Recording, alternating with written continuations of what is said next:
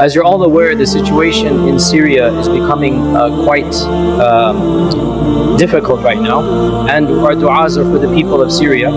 My job here today is not to be a political analyst, but to teach you some facts that you should know about that region, and in particular, the reality of the sectarian differences that are taking place. So today, inshallah ta'ala, I want to introduce to you one of the most fringe, bizarre movements of our faith, and it is of practical relevance because this movement is in charge of the land of Syria. And I mean here the group that is known as the Nusayris or the Alawites. Now my goal today is not to fuel the fan of sectarianism. I have always been a vocal critic of sectarianism, and I remain a critic of violence. We should not be hurting one another even if we have different interpretations of Islam. But we cannot change the fact that there are many sectarian elements taking place in that land. So today's information is really for just knowledge purposes. As for actual, sectarian warfare going on, I have always been opposed to this. But the fact of the matter is, when you bring in sectarian politics and when you have people being killed, it is understandable they're going to stand up and defend themselves, right? So with this disclaimer, today's topic is going to be about who is this group, what is this group that call themselves the Alawis, the Nusayris. We begin with a brief introduction. We're talking about one of the strands of Shi'i Islam. Now Shi'ism is a very complex and very nuanced spectrum. It begins from something very close to Sunnism and it works its way all the way out to the fringe. And the movement that is closest to Sunnism is, for example, Zaydism. This is the very closest movement. And Zaydis are in Yemen, and Zaydis are in that awkward spectrum where the Shia consider them Sunni and the Sunni consider them Shia. I'm not joking. Zaydis are smack in the middle. The Sunnis consider them to be the beginning of Shi'ism. And the other Shia say, no, you're the end of Sunnism. So they're in that middle. We'll talk about Zaydism maybe another day. The next movement after Zaydism is the famous largest group of Shi'ism called Twelver or Imami Shia. And these are the ones that believe in 12 Imams. These are the ones that are predominant in Iran and other places. And this is the largest demographics of Shi'i Islam. Zaydis are very small, less than 5-10% of Shi'ism. Twelver Shi'ism is probably 80% of Shi'ism. You move on one more, and then you get Ismailism. And Ismailism is probably another 7-8% of Shi'ism. So Ismailism is another strand called Seveners, and for the Indian Pakistanis, you know them as the Bohra or the Aga Khanis, Nizaris. For the Arabs, there's a Duruz strand, very, very small strand. All of this is Ismailism. Then you move to the other. Now we're talking about the most fringe. That's our topic for today. And this movement actually goes back to an ancient movement called the Ghulat movement. The Ghulat are literally extremists. Now, I'm not using this term. The term Ghulat is used by both Sunni scholars and 12er Shi'i scholars. This is the key point here. The term Ghulat al-Shia is not something I am inventing in this year. The term Ghulat al-Shia goes back to the first books ever written about Islamic theology from both Sunnis and from Shia, 12er Shia, Imami Shia. The Imami Shias, for example, one of their great scholars, An-Nawbakhti, and also Al-Qummi and others, they have Firaq al-Shia, they have an entire book about Tashayyur. And they have a category called Ghulat, the extremists. They call this group the Ghulat. This isn't coming from me. We also call them the Ghulat. What is the main distinction between the Imamis and the Ghulat? The Imamis, the 12ers, and for the record, I have said this very clearly, I don't agree with their theology, but I also don't agree with the notion that we all consider them to be kuffar. No, they are Muslims with creeds that we believe are heretic or deviant, bid'ah we call them, right? But they are within the fold of Islam as a default. And I am public about this, and I will defend this. If anybody wants, we can talk about this. As a default, we're not talking about specifics if they have a bizarre ideology, a particular person. As a default, Imamis, 12ers are within Islam, and I have always been against any type of violence or sectarianism between our two strands. The Imamis consider this strand to be ghulat. What is the distinction? Imamis say that Allah subhanahu wa ta'ala wanted Ali radiallahu anhu to be the Khalifa after the Prophet ﷺ and his descendants. This is their belief. The ghulat go more than this. The ghulat say that aspects of divinity are in the Imams. This is the distinction between the Imamis and the ghulats. The Imamis do not claim divinity at all. They do not say that our Imams are manifestations of God. They don't say this. As for the ghulat, which is the most extreme sect or trend of Shi'ism, from the beginning, and this goes back all the way to the 1st century of the Hijrah, there was a movement within Iraq, within Kufa, called the Kaysanis, and the Kaysanis are the first movement of the ghulat. And they literally said that Ali radiallahu anhu is a manifestation of God on earth.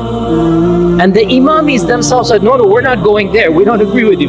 That is called the ghulat. Now, make a long story short, the only ghulat sect that remains in our times is the sect we're talking about today, and that is the Nusayris.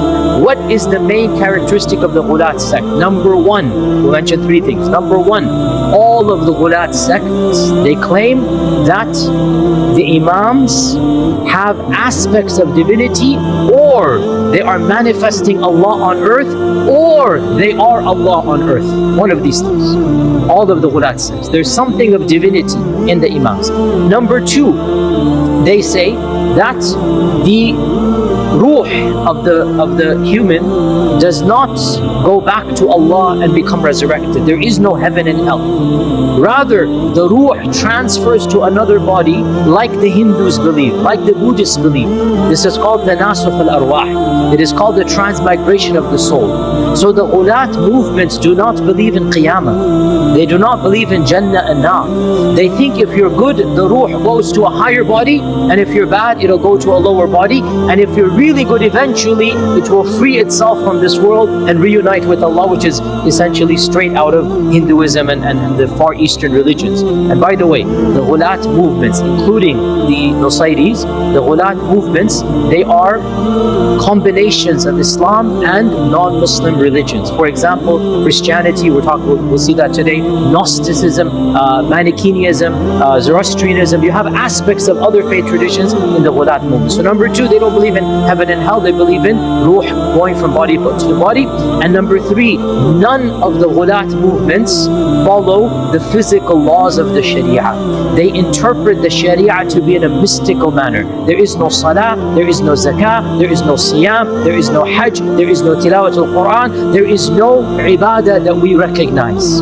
So the ghulat do not have any aspects of our ibadah. Now, as I said, the ghulat were many movements. In our times, the main movement that remains from that is the Nusayris. It is the Alawis. Now, first the terminology. Nusayri or Alawi. For 1,360 or 50 years, they were only called the Nusayris. That was the movement's name. There was no other name. In 1920, one of their intellectual leaders, a pan-Arab socialist nationalist, a very famous person, Ghalib al-Tawil, he wanted to bring the Nusayri movement closer to mainstream Islam, at least sociologically, not theologically. He wanted to make other Muslims consider his strand to be similar to Islam. So he started calling his own movement Alawi. We are followers of Ali. We have things to do with Ali. We are Alawi. We are people of Ali. So the term Alawi only goes back 100 years, literally 1920. Before this time, the term Alawi did not exist. And the movement adopted the term Alawi so that the notion is they are Alawi, followers of Ali. There's an Alawi association with us, right? There's a Sufi tariqah called the Ba'alawi order, which is a mainstream Sunni tariqah, the Sufi tariqah. So the Alawi is a term that is common in Muslim circular. So they adopted it. Why? To make this notion that we are similar to everybody else. So we actually use the term Nusayri because that's the classical term. Where did the term Nusayri come from? And how many are they? The Nusayris are probably around 1.7 million, 1.6 million, and the majority of them are in Syria, a smaller amount in Turkey and in Lebanon. But the majority of them are not only in Syria, but in one province of Sham of Syria, which is the coastal region of Latakia. This is the coastal region of Syria, and that region is 70% Alawi. That is a concentration in that one small, province. This is where the majority of Alawis are. And we're going to come later on to the fact that 60 years ago, one of their military members, Hafiz al-Assad, overthrew the government and took charge. And so he instituted the entire government to be from his own tribes and his own background. Currently, the Syrian regime is around 75% Alawi. The bureaucrats, the politicians, the generals, the military. So even though in the country they're less than 10%, in the military and the politics they're 75%. So understand this point. In the country they're a minority, but in the ruling party they are 3/4. They are the majority, they are the default, and they are the ruling family. And they used to have their headquarters in Latakia, now their headquarters is in Damascus because of the ruling family over there. Why is it called Nusayris? It is called after its founder, and that is Muhammad ibn Nusayr. Muhammad ibn Nusayr. Now we have to go back 1,200 years. A little bit of Shi'i history over here. You're probably aware that the 12 Shia believe in 12 Imams. The 12th Imam is a hidden Imam for them, right? The 12th Imam for the 12 Shia is a hidden Imam. Now, the 11th Imam, Hassan al-Askari, had a disciple by the name of Muhammad ibn Nusayr. So Muhammad ibn Nusayr is a student of the 11th Imam. Okay? And the 11th Imam died a very young age, in his 20s, and he was not married and he did not have kids according to Sunni historians. According to Shi'i historians, he had a secret, milk yamin, a slave girl, and so he had a legitimate child, and that legitimate child was taken and hidden, in one of the caves of Iraq. So that is the 12th Imam, Muhammad ibn Hassan al-Askari, the Ghaib Mahdi Imam. Sunni historians never believe this child existed. We don't believe it's a true story. He died a single man, he doesn't have children. That's our version of events. Now, the death of the 11th Imam is a big crisis in Shi'i history. Why? Because the Imam died and doesn't have a son. What's going to happen? So we believe, and I know that 12 Shias don't accept this, we believe that 12 Shias invented a hidden Imam. We don't agree with this. But how about the other Shia that don't believe in this? This is where Muhammad ibn Nusayr comes in. And Muhammad ibn Nusayr invents a new theology, a new ideology, which eventually becomes Nusayrism, right? So Muhammad ibn Nusayr began claiming that the 11th Imam is a manifestation of God, and he, Muhammad ibn Nusayr, is the bab or the door to the Imam. And so he begins preaching a new ideology. In fact, when Hassan al-Askari died, the Shi'i movement split into 15 firqas, 15 strands, because it was a crisis. When the Imam dies, one of those strands becomes 12er Shi'ism, another strand becomes Nusayrism. So here's a key point. Nusayrism and 12er Shi'ism, they go back to the same strand. Nusayrism is not a part of Ismailism. Nusayrism broke away from 12er Shi'ism, and it retained some of the original teachings of the Ghulat movement. So, long story short, Muhammad ibn Nusayr began preaching a message. One of his students, Abu Abdullah al-Husayn ibn Hamdan al-Khasibi, was one of the main architects of the theology. Al-Khasibi's grandson, Maymun ibn al-Qasim al-Tabarani. These three names are the main names you need to be aware of. Al-Khasibi and his grandson al-Tabarani, they were the ones who fled to Syria and began preaching to a small group of Christians in Latakia. So it was these Christians who converted to their version of Islam, and those descendants are what we now call Nusayris. Okay, so it was Al-Khasibi and his grandson who fled because they were exiled by the state. They were not allowed to preach, so they fled to the regions far away, and they fled to these coastal towns, and they converted the non-Muslims there to their version of Islam. Generally speaking, people do not convert to a Nusayri theology. They're not active in preaching. And here's another key point. Nusayrism, like all of the Ghulats, Nusayrism does not teach its own followers their theology.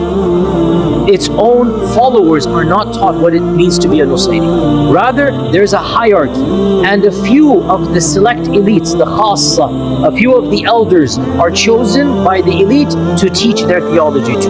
The rest are left, they're called amma, awam. The rest are left in darkness, and it is forbidden for a Nusayri to tell non-Nusayris about their beliefs. Their books are not printed. Their ideology is not public. They don't have seminaries. They don't have shuyukh that go study. It is simply handed down in their very elite circles. Not even the average Nusayri can tell you what they actually believe. Nusayrism has become a cult that the members are born into, and they don't even know what they believe. It's just a gang, really. And that explains a lot of what you see in that region, because in reality, they don't even know what they believe. And it's only been recent where non-Muslims who are intrigued, they've tried their best to uncover their books, they've tried their best to find their manuscripts, and modern, the Western Academy has actually done a great amount of research in what they actually believe. But the problem comes, what they believe is only amongst the khassatul khas, their elite. The average Nusayri is not capable, nor is he allowed to tell you what they actually believe. This is one of the ironic things of their faith. They're not even taught their faith, and they're told to just follow their traditions and elders, and the actual beliefs are not something that the average Nusayri would know. But we know this because plenty of research in the last 150 years has been done by non-Muslims. And here's an interesting story as well in this regard, that they are so secretive in this regard that by penalty of death they will kill anybody who reveals their religion.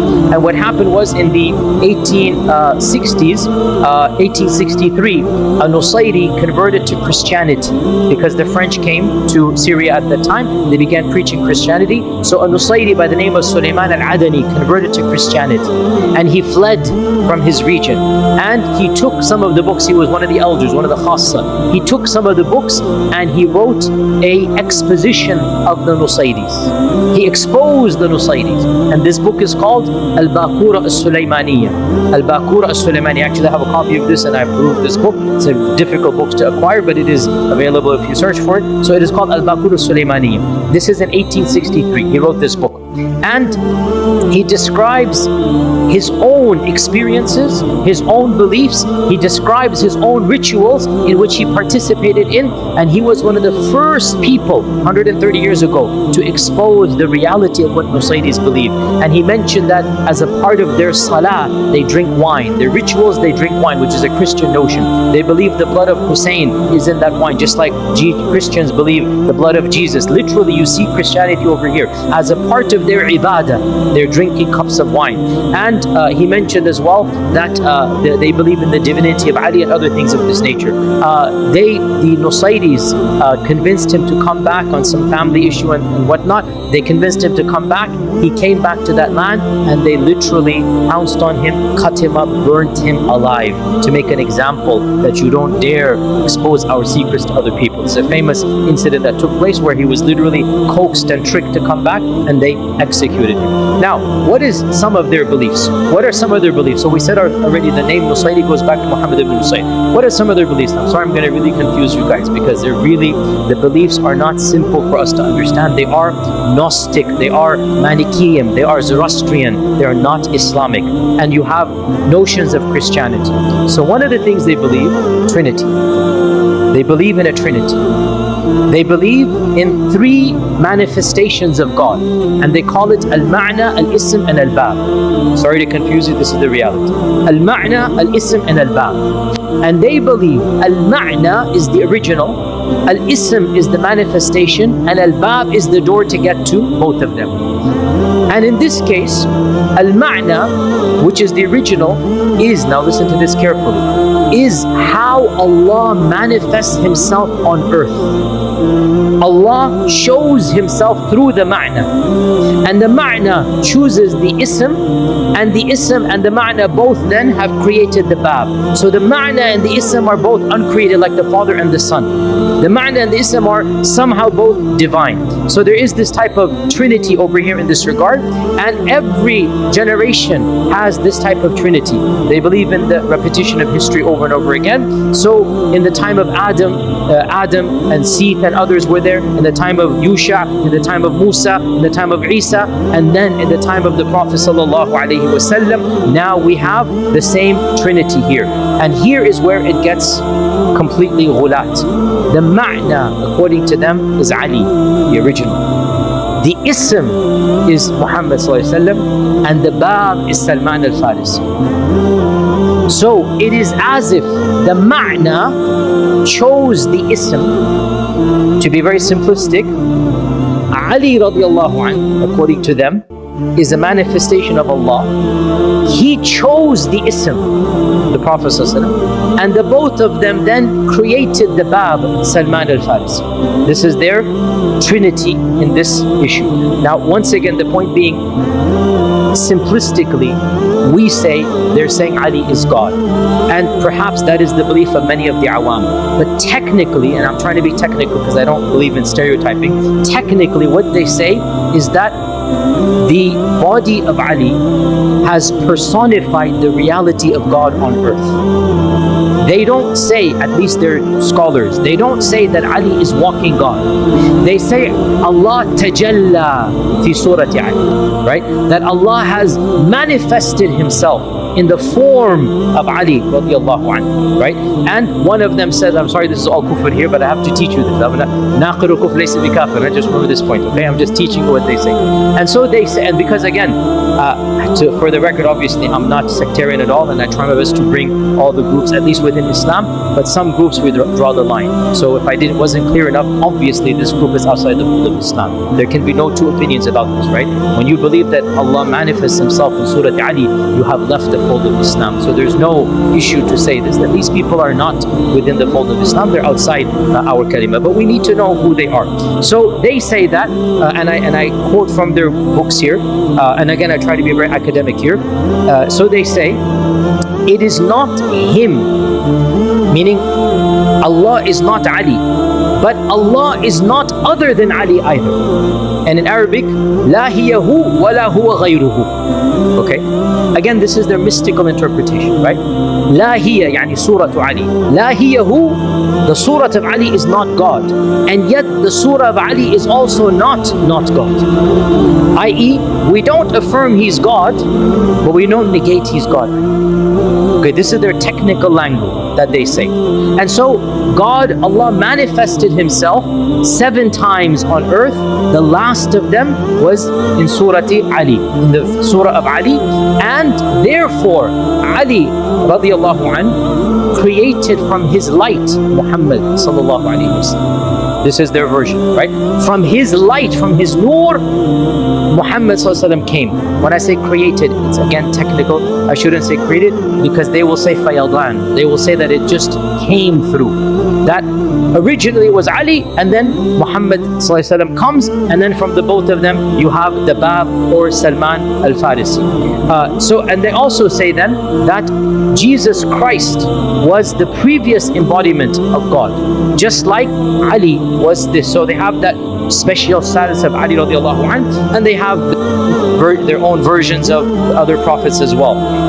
They also believe that wine, as I said, khamr, it is a symbol of the death of Hussein, and so drinking wine in their rituals symbolizes that Hussein radiallahu anhu has basically almost died for their sins, like Christians believe. That notion is there, like Christianity believes as well. They believe that, this is very, I'm sorry to say this, but I'm just teaching what they say, just like Allah manifests Himself in a Trinity, so too Iblis manifests himself in a Trinity in every one of these cycles. So Iblis also has 3. And so in the time of Musa, they say there was Fir'aun and Haman and Qarun. In the time of the Prophet astaghfirullah, but that's what they say, it was Umar, Abu Bakr and Uthman radiallahu anhu, right? And Umar is the main. Umar becomes the asl. They call him the Iblis wal Abalis, like the biggest Iblis, astaghfirullah, astaghfirullah. And then Abu Bakr comes from him, and then Uthman. So this is their version of, and of course there's a lot of animosity towards them and towards those who respect them. They say that the salah, the zakah, the hajj, all of them are symbols of the various imams. So to offer the salah simply means to believe in Hussein. To go for hajj simply means to affirm one of the imams, and so on and so forth. So there is no actual salah or siyam or hajj or tilawah of the Quran. They don't have the Quran as a book that they recite, because every one of these rituals is interpreted to be symbolic. They also believe in the extreme practice of taqiyya and kitman, covering their beliefs. As I said, they're not allowed to preach their beliefs to other people. They believe in the transmigration of the soul. As I mentioned, they do not have masajid. There are no masajid amongst them. And their rituals are done in the homes of their teachers, of their shuyukh, they call them, right? Their rituals are done in the homes of the elite, and only men participate in the rituals. Women do not have any teaching. Women do not have any rituals. Women have no idea of their beliefs. They are not, now this has led to the accusation that they think that women are not human or don't have souls. As far as I'm aware, I wasn't able to find this phrase, but for sure, they don't view women to be worthy of rituals and worthy of teaching. So women are excluded from all ceremonies, and women are excluded from all teaching. And as we said, only a small group amongst them, they're called the khassa, are taught their theology and become leaders. The bulk of them, 80-90%, they remain amma, juhal, they are not taught, and the durus are similar to this, by the way. They have a similar notion. Now, what is the stance of the 12 Shia with regards to the ghulat? Here we find an interesting point. For most of Islamic history, the 12 Shia considered the ghulat to be kuffar, or at least extreme heretics. And great Shi'i scholars such as Al-Majlisi, Al-Baqir Al-Majlisi, such as Al-Tusi, these are classic icons of the 12 Imams. They said the Alawis or the Nusayris are outside the fold of Islam, or they are, Ahl al-Bid'ah, very, extreme people. We don't view them as being correct. However, in the last 50 years, this has now changed. And there is a reconciliation, there is a rapprochement between many of the modern ayatullahs, many of the modern clerics, and between the Nusayris. And so the famous Lebanese cleric Musa al-Sadr, the famous Musa al-Sadr. Musa al-Sadr gave a fatwa in which he said that the Nusayris are one of the firaq of the 12ers. They're one of us. One of the firaq, just the one other madhab amongst us, right? And this is completely contradicting what the classical 12er Imams said, such as Tusi and such as Al-Baqir Al-Majlisi and others. So we now have a rapprochement happening, and the analysis is that Hafiz al-Assad, the father of Bashar al-Assad, made a point to try to bring reconciliation between the Nusayris and between the 12ers for the first time in their history. Otherwise, this had never happened. And Hafiz al-Assad wanted to become more mainstream, so he tried to get some type of taqarub between 12ers and between Nusayris, and that seems to have worked, because we now see that some type of alliance is taking place. However, historically, this has not been the case. Now, to summarize some aspects of history, then maybe inshallah we'll continue another day, but I don't want to go too long here. Historically, this movement has never preached outside of itself. This movement did not welcome converts. This movement has been isolated, as we said, in one province in Bilad al-Sham, in Syria, and throughout all of Islamic history, they remained in this one province by and large, and they were considered to be a nuisance to everybody else. They were bandits, thugs, highway robbers. They were not given positions of power and influence. They were isolated, and every visitor that visited them, and you had plenty of visitors. Ibn Battuta went and heard about them. Even in modern times, you had non-Muslims travel through Syria in the 18th, 19th century, and they describe the Nusayris as being violent, vicious, backward, uneducated. Everybody despises them because they're just causing nuisance to everybody, destroying livestock, raiding into the villages. So nobody used to like them throughout all of history. In fact, when the Crusaders came, the Crusaders thought they were Muslims for a while, so they were also being persecuted by the Crusaders. When the Crusaders realized that these are not Muslims, they actually invited them into their armies, and a number of them became a part of the Crusader army against the Muslims. This shows you that distinction that existed. And in the time of the Mamluks, the Mamluks attempted to convert them to Sunnism. They sent preachers, they built masjids in that region, but it had no impact whatsoever. In fact, it is said that they took the masjid, the Mamluks built masjids in their cities, they used the masjids to house their sheep and their livestock. The masjids became places where they would house their sheep and their livestock, and if a wanderer wandered through and he saw a masjid, he would give the adhan, they would make fun of this person. What are you doing here? What is this weird noise that you're saying? They had no clue what the adhan was. And therefore, our scholars, Abdul Qahir al-Baghdadi, he said this group is outside the fold of Islam. He's writing 1,000 years ago, because this group has nothing to do with Islam, because they make Ali radiallahu anhu into a divine manifestation. Ibn Taymiyyah was asked about what is the verdict of the Nusayris, and Ibn Taymiyyah said the Nusayris, famously remarked, Akfaru min al-Yahudi wa Nasara. They have more blasphemy than even Jews and Christians. Jews and Christians are more rightly guided than these people, he's saying. Like, they have such deviant beliefs, and he said they cannot be considered Muslim, you cannot marry them, you cannot eat their dhabiha, they have nothing, they don't pray. So Ibn Taymiyyah actually was, fairly well aware for the people of his time, even though he didn't have access to their books, yet he described in somewhat accuracy, and he considered them to be outside the fold of Islam, and he said they are a bigger threat to the ummah than the Mongol invasion. This is Ibn Taymiyyah's famous fatwa. He said they are a bigger threat to us than the Mongols who are invading us. This is a group that is a worse animosity to us. To make a long story short, what happened in the last 60, 70 years? When the French came, and it's always the colonizers, when the French came and they colonized this region, they wanted to find a group that they could use against the Sunni majority. And so they began rallying to the Nusayris. And they did the same to the Duruz, by the way. The Duruz is another group, we will talk about them another day. So the Nusayris, they began educating them, and they began conscripting them into the army. The French, they began giving them elite military training, elite weapons that they didn't give to the Sunnis, because they knew that the Nusayris hated the Sunnis, and they knew the Nusayris could be used against the Sunnis even though they're a minority. And so the French transformed this group to become a militia, to become a well-equipped training militia. Thus, when World War II finished, who had the weapons, who had the training, who had the army, it was the Nusayris.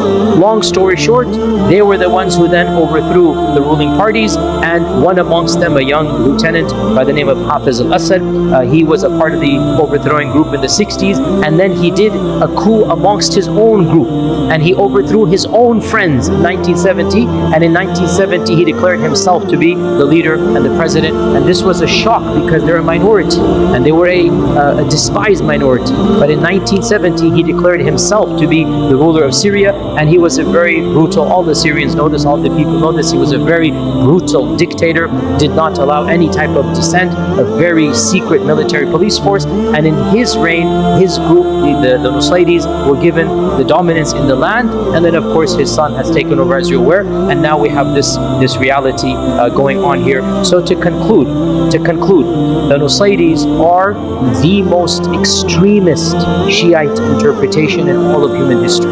There's nothing beyond them. They are the most extreme. And I don't like to say this, but there's no way to say this. Really, the fact of the matter, we have to draw lines.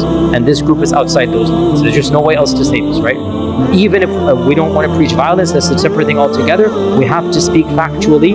Once you say that God manifests himself in a human being, khalas, there is no kalim. There is no. Once you have no salah, no zakah, no hajj, no Quran, then what do you have left, right? So yes, we have to draw lines, as I said multiple times. And so this group is beyond those lines. And even if we consider them outside the fold, had they remained in their province and done what they done, we would not want to hurt them, and they don't want to hurt us. But unfortunately, What has happened is this movement has been violent, this group has been tyrannical, this group has destroyed its own country, and so what has happened is happened, and that's a political analysis beyond the scope. My goal today was to explain to you who this group are and what they believe, and we ask Allah subhanahu wa ta'ala to protect the brothers and sisters that we have in Syria, our Sunni brethren there. We ask Allah subhanahu wa ta'ala to allow tyranny to be overthrown, to justice to prevail, and to protect all the innocent lives of that region. Jazakumullahu khair. Assalamu alaikum wa rahmatullahi.